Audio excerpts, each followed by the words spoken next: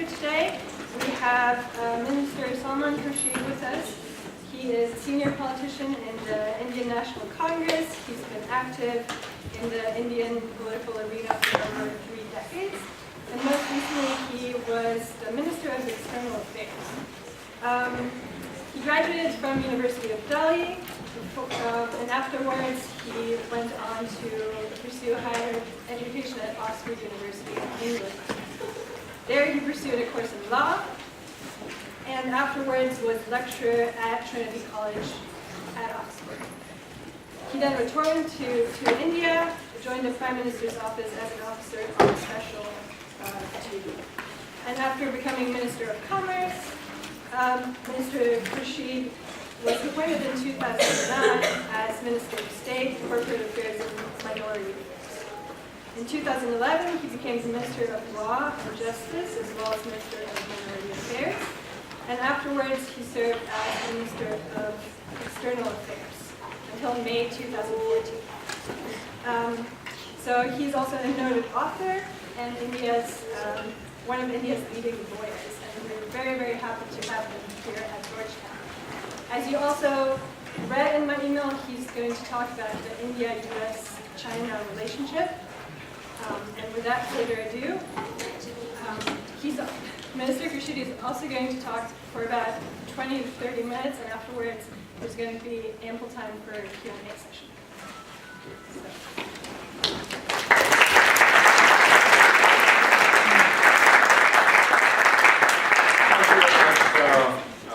Good afternoon to all of you.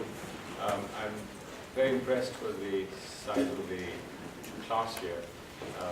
Been to university often and seldom seen so many bright people under one roof. So thank you very much for all being here. I do understand that tragically one of your colleagues lost his life in an accident, in a skiing accident, and some of you may want to go to the memorial service in about half an hour. I will keep that in mind, and if you have to go, I will understand. It's important to bid goodbye to someone who's been a friend and colleague. And therefore, what I'll try to do is to give you an idea in about 20 minutes, and then we keep some time for even those who want to leave early, time for a few questions, and then we'll carry on with those who want to get into a deeper discussion. I think the topic for this afternoon, looking at the triangle of China, United States, and India, is perhaps the most intriguing and exciting and puzzling triangle from the point of view of foreign affairs. To pick up any one country and look at its overall policy towards the world is a relatively easy task with a little effort. But to try and see the three together, it makes it extremely complicated and complex. And it's difficult if you don't know where to begin. You begin with country A, begin with India, and then lay out the field, as it were, for looking at the links with the United States and China. Or you could begin with China, you get a different picture. If you begin with the United States, you get an entirely different picture. The fundamental issues are what is the relationship that the United States of America has with China? We do know historically there were reservations, there were suspicions, there were concerns about a rising power. China is a rising power. But more than that, it was a question of where does China fit into other strategic relationships. A relationship between NATO in the past, NATO present, with the Soviet bloc. What happened after the Soviet Union disintegrated? The assertion, as it were, under President Putin, of the Russian might, Russian desire to continue to influence the world, and where does the United States stand there? How does the United States respond to the Russian reassertion is a big question. For United States then, obviously, to balance Russia, there is a premium, there is an attraction in dealing with the Chinese government, with the Chinese people. There is also an economic reality, given the economic structure of the world today, that the cash surplus economy, if there is one today of a substantive size, that's China.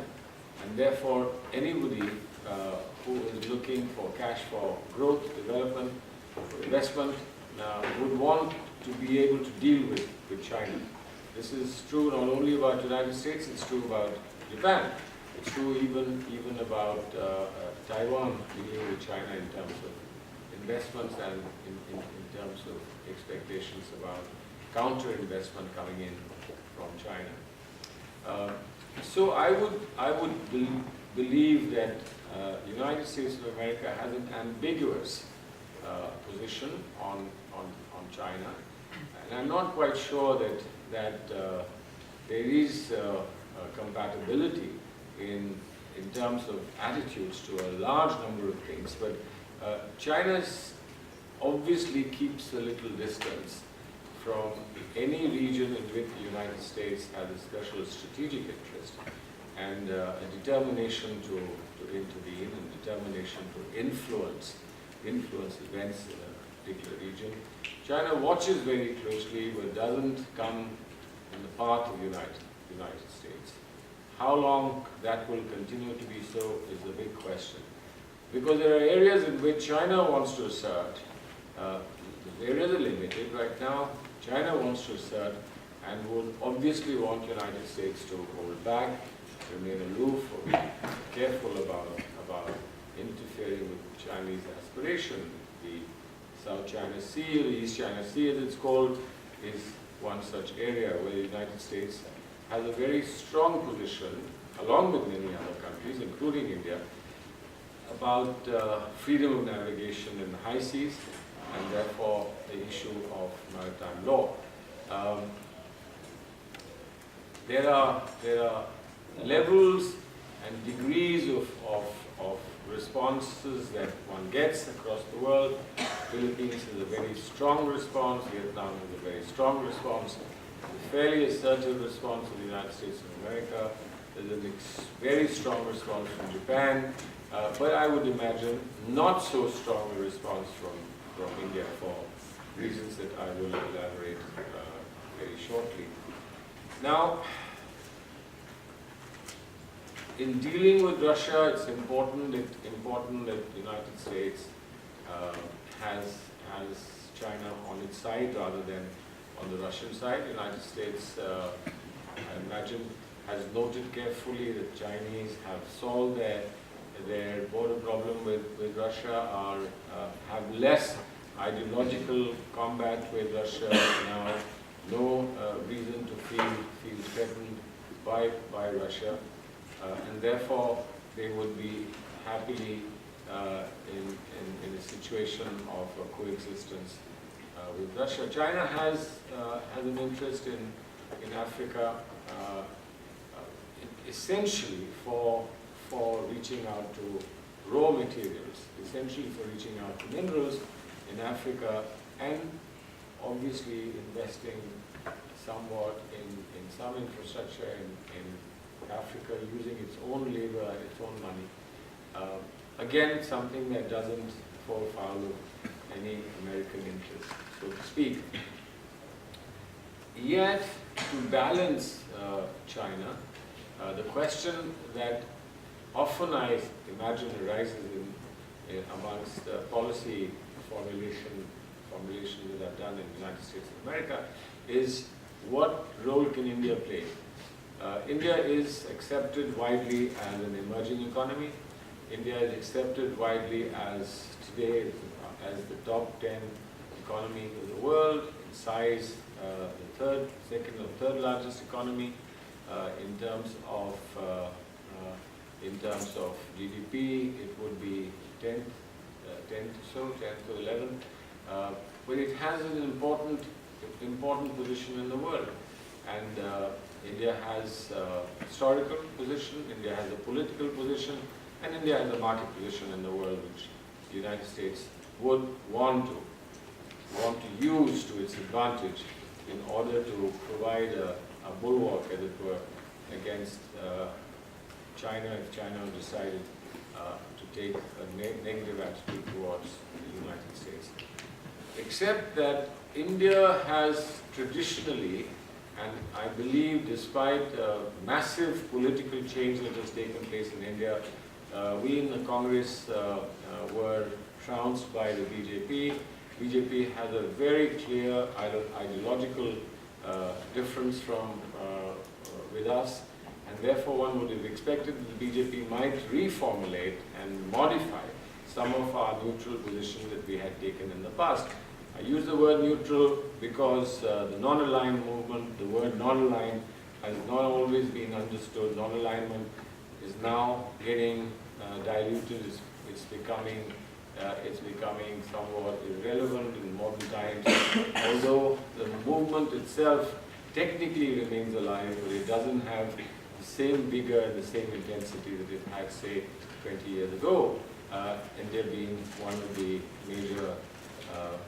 major engines of the non-aligned movement, because other non-aligned countries, the major non-aligned countries that led the movement, have disappeared. Yugoslavia has disappeared.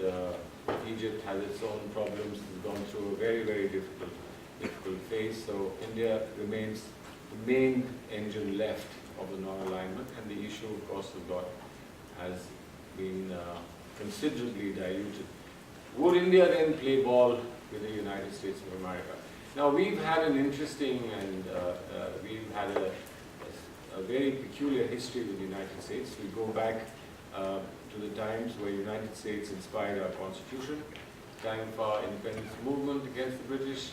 The Irish and the American constitutions provided the base of how we approached our Constitution, and therefore America's fight for freedom and America's stand for a free world was for us an inspiration and an important input into our own way of thinking about what a free country is. But we took another path from the United States. You've taken the path of free market, liberal democracy. We took the path of a liberal democracy, but with a very major socialistic color to it.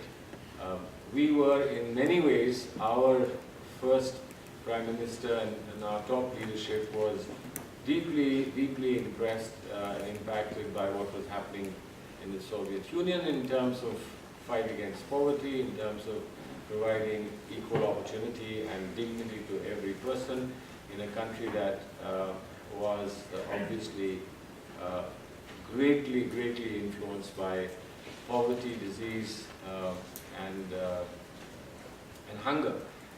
And that had to be addressed, and there wasn't time for what is called the trickle-down effect. And therefore India, while inspired by the idea of freedom that we got from the American Constitution, still believed in the idea of equality, economic equality and social equality that we got from the Russian system. And therefore we were a curious hybrid of free market and of a controlled economy. And therefore we had huge parts of our economy that were state controlled, and then there were parts of our economy that were as free as anywhere else. It's only in recent years that we have learned to move away from control and from the state economy to the idea of regulated free markets. And regulation is something that you understand in the United States of America, going back to the time of President Roosevelt, the time of President Kennedy, where regulations were the concept of regulating important sectors of the economy focus of their policies. So we are now into a phase of regulation. We are no longer espouse the cause of socialism. Although our constitution, which was amended to include the word socialist in the 70s, still remains in the draft, in the constitutional text, the word socialism is still intact. Someone has suggested in recent terms that we should remove word socialism, but we have just readapted and we have reworked the idea of socialism, something akin to social democracy of Europe.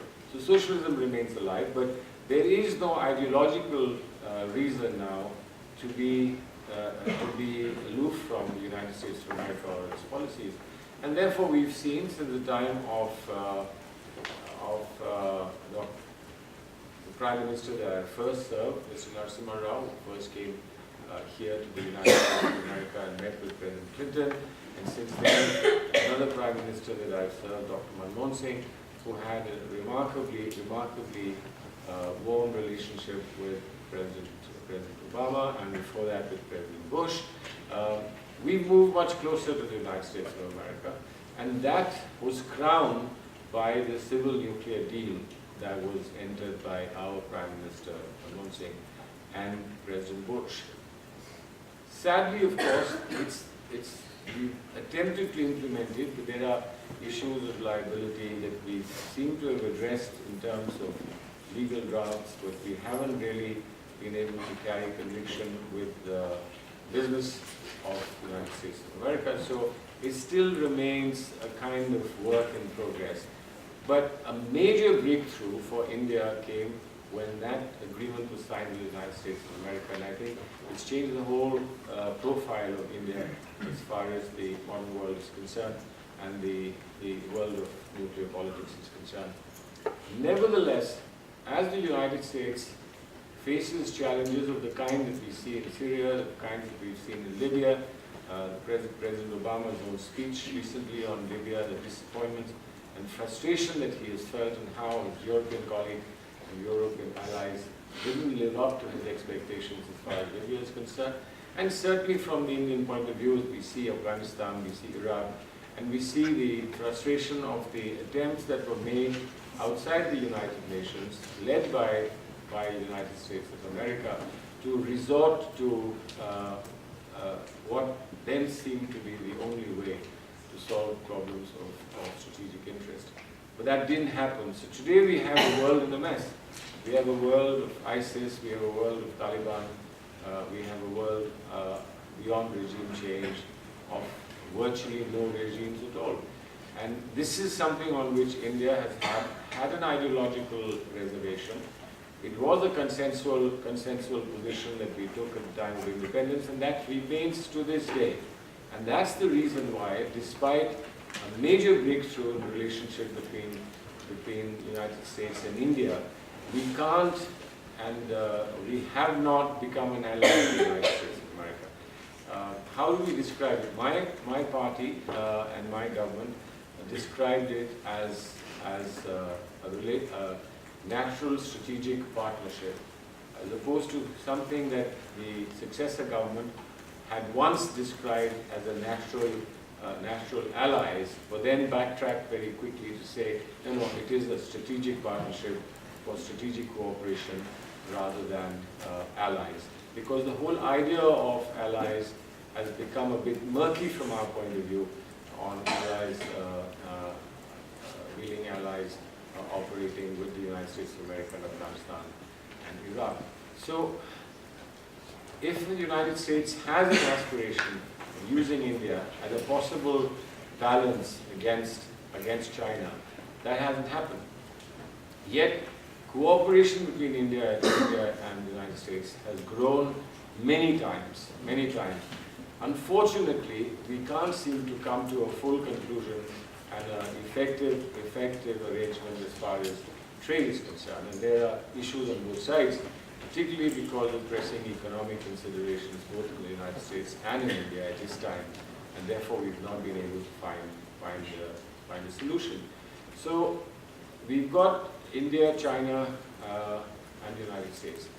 With China, we've had a terrible war in 1962. We broke the ice with China when the late Prime Minister Rajiv Gandhi visited China against the advice of his foreign policy advisors, and he started a new chapter. We've come a long way. We've not solved our problems, but we've come a long way, and we've found now a special relationship with China where we're looking at major investments from China into India. Our balance of trade remains negative, but it's growing. They are our second largest trading partner, but it's a one-way trade. We find the balance is adverse to us. Therefore, we are hoping that major investments from China will change that balance somewhat. We don't have a hostile relationship with them. We don't want to have a hostile relationship with them, but we haven't got the kind of friendship that one would want a neighbor for whom you have good feelings to give you. And I believe that there it may not be entirely untrue that that kind of friendship hasn't been offered to the United States of America either by China. But then there are complications, both for the United States and for us. There are complications about maritime law, about freedom of the ocean, freedom of transit. Also, in international fora, the extent to which China is willing to cooperate with the United States of America, and India is able to cooperate with the United States of America. So that's a very hazy, complicated world, and no real and easy answers. Our problem with the United States of America was, and perhaps still remains somewhat, other than the economic issues and trade issues, is the extent to which the United States is compelled or is persuaded or feels necessary for it to continue to support Pakistan. And we find that Pakistan and India can't seem to find common ground. My own view about Pakistan, as I was discussing with our young friend here, is that we are stuck in a time warp. We are not willing, both countries are not willing to get out of 1947, Pakistan's formulation of the unfinished agenda, India's formulation of rejection of the two-nation theory, and instead of looking at the world as it stands today, we continue to look at the world as it stood in 1947. So we address the symptoms of the disease, but we never address the disease because we never really understood the disease. And that's what confuses the United States of America vis-a-vis Pakistan. The United States does not want to lose another state irretrievably and permit it to become another rogue state or a state that's broken down and becomes a failed state, and therefore continues to support Pakistan, which for us remains the thorn in our side. We have some strong positions. We have said that we don't want third-party intervention, that we will solve our problems with Pakistan directly. But this remains, other than the trade issues, this remains a major issue with the United States. I do believe the United States feels let down sometimes when we are unwilling to join as an ally. The United States is accustomed to working with allies. It doesn't seem to be working so much with partners. And I think that's an important shift that the policymakers here will have to consider if they want to take India on board for more wholesome engagement in a larger strategic perspective that they may have. So this is the broad picture as I understand is what I've seen. There are other issues like Iran, there are issues like Iran and Saudi Arabia, but when you ask the questions, maybe I can talk a little bit more about them. So that's it for you, the triangle. The triangle that's hazy, the triangle that's unstable, a triangle, nevertheless, that is inevitable in the world for tomorrow. Thank you.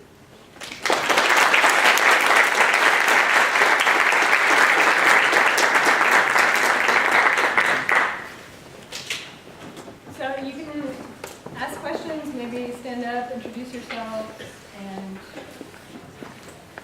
yeah, let's do it. Yeah.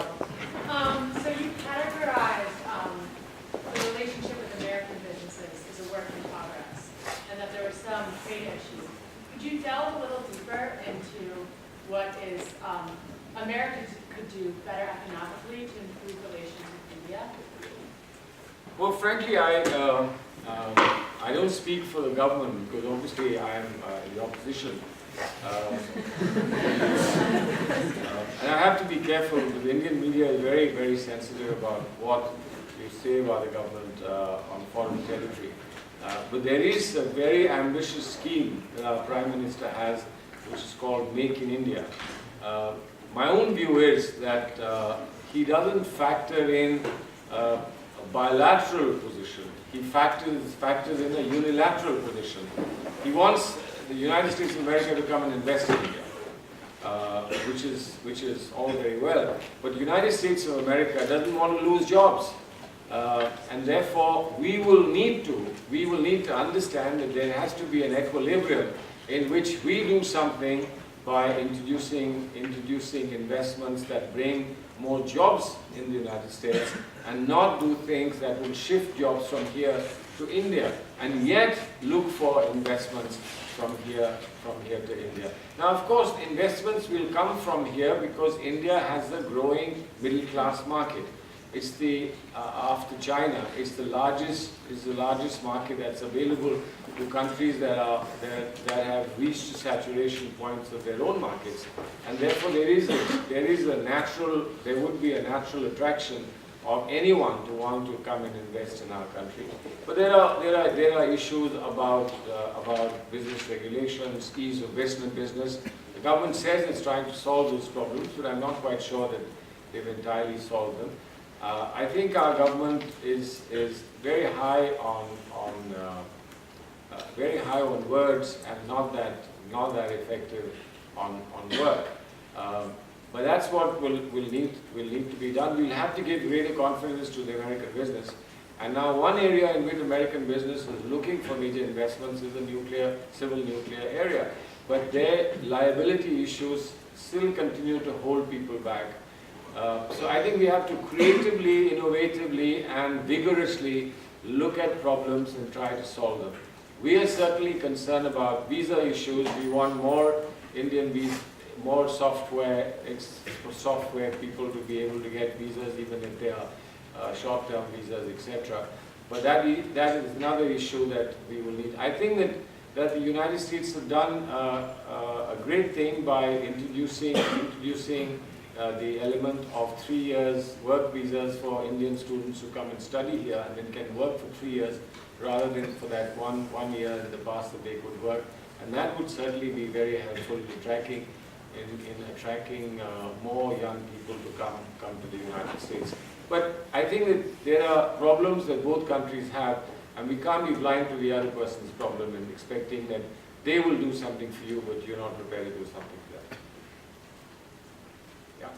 What do you think of, or how threatened is India by the string of pearls theory? That China is trying to build naval bases in countries like the Maldives, Sri Lanka, and other island states to basically encircle India. Like Frankly, our lives in Pakistan, for example. Yeah, frankly, it worries us.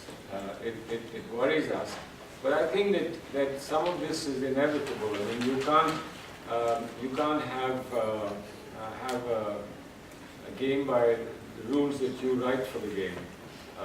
You've got to understand that to an extent you can influence the rules of the game, but then you have to play the game by the rules that are given to you.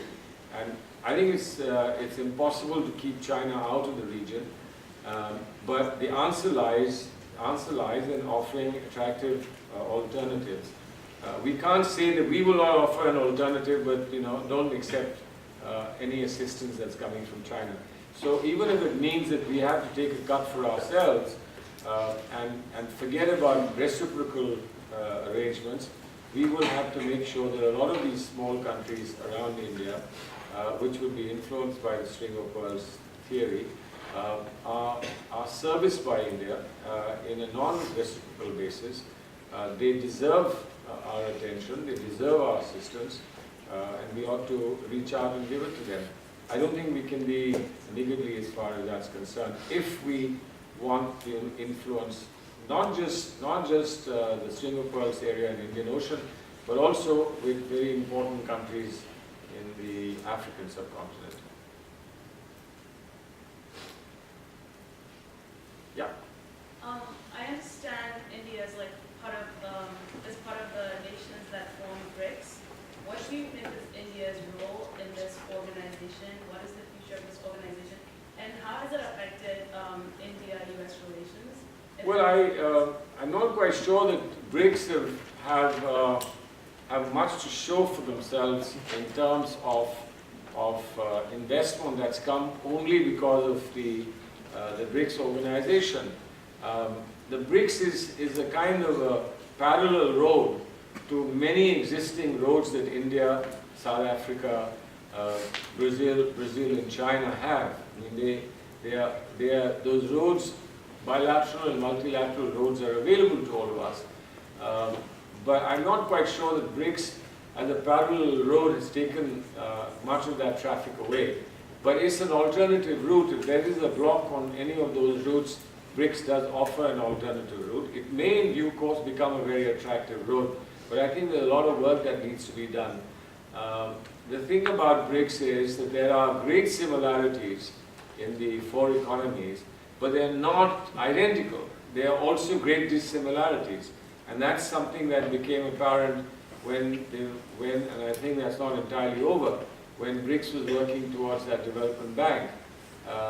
There was difficulty that one country had about providing the initial investment. There was a difficulty in accepting another country offering to provide greater investment, because we wanted a model that was different from the models that emerged after the Second World War. We wanted models that were more equitable, models that were more equal than, where people were more equal than they were after the Second World War in both the financial institutions and the Security Council of the UN.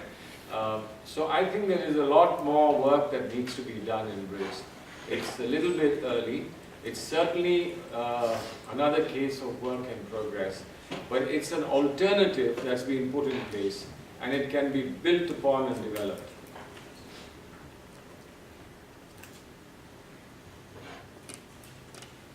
Okay, yeah. Don't tell me my thesis is so convincing that there are no questions. So sorry. I have a question about what you think about India's role in Afghanistan and possible peace talks with the Taliban. So most people believe that the Taliban is supported by at least the ISI, if not the whole Pakistani government. But the question is, do you think that's in response to Pakistan's fear of India gaining influence in Afghanistan? Well, it's a tragic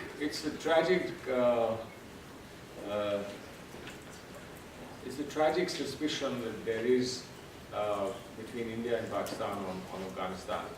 I think Afghanistan is a country that is in desperate need of cooperative assistance from India and Pakistan.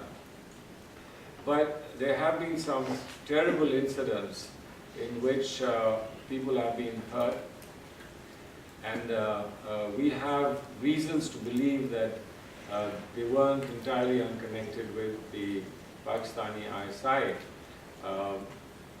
The Afghan leadership has vacillated from time to time, and I think they've done it for good reason. They go soft on Pakistan in the hope that Pakistan will cooperate fully with their idea of how to integrate their country, and not to permit anything that will disintegrate their country based on Pashtun and non-Pashtun pressures. Pakistan's, of course, concern is, as it's often referred to, as the strategic depth between itself and parts of Pakistan, parts of Afghanistan, that could lead to a serious challenge in terms of Pashtuns uniting together. So parts of Pakistan would be influence of the Pashtuns united, and that's the history of Khan Abdul Ghaffar Khan.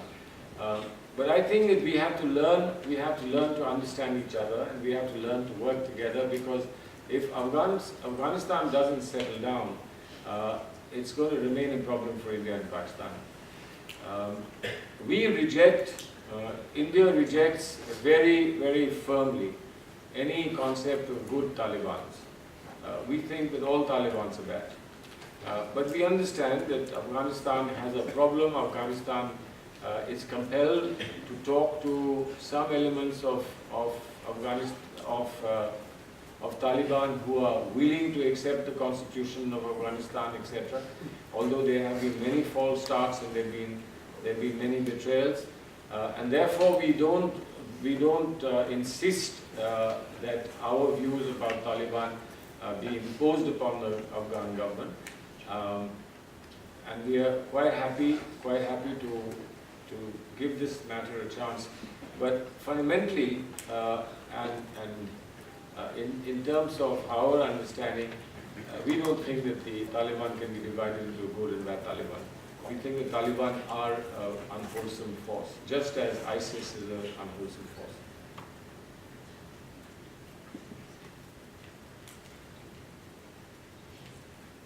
Yep. If there is to be long-term cooperation or positive partnerships between the U.S., China, and India, or which issues do you think such cooperation most likely would be easiest to maintain? Well, see, if there is consensus in these three countries on security issues, then large parts of the world will be safer. If there is consensus between these three countries on reform of international institutions, we can move much faster on international institutions. On